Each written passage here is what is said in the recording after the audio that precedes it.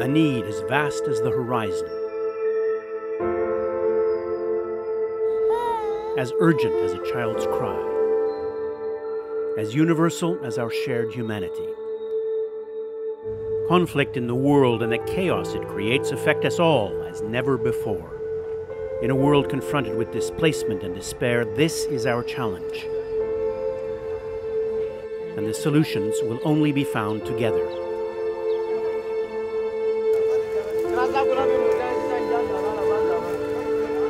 In the world today, over 65 million people are forcibly displaced.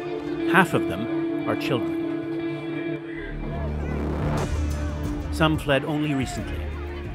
500,000 have crossed from Myanmar to Bangladesh in just over a month. Some 4 million people are now displaced inside and outside of South Sudan.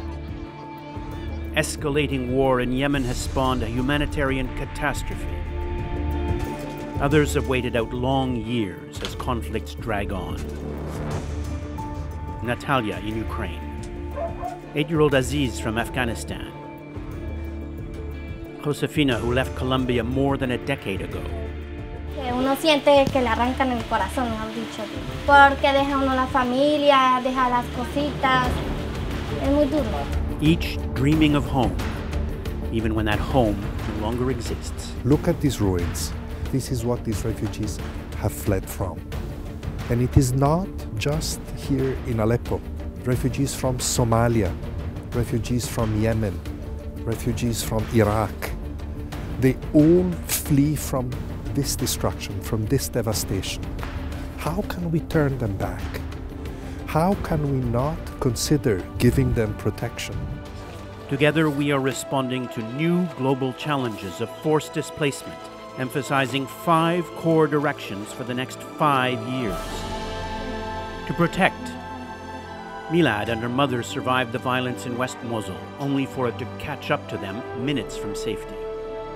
انضربت بالقناص ما حسيت إلا رجلي حيل توجعني وتنزف. To respond. So we quickly took them to the clinic and had the doctor examine them. Thankfully, their vital stats seemed okay. People hadn't eaten for almost 2 weeks at a certain point in time, so that has been our first priority.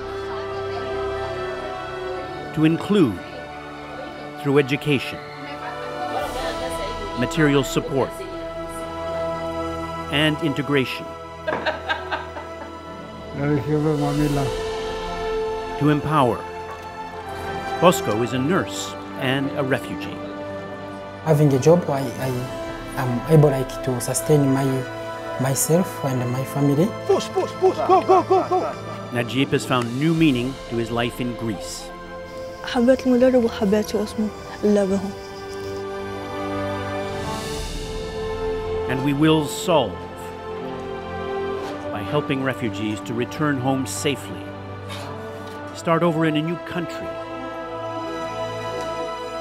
or join and strengthen the communities that host them.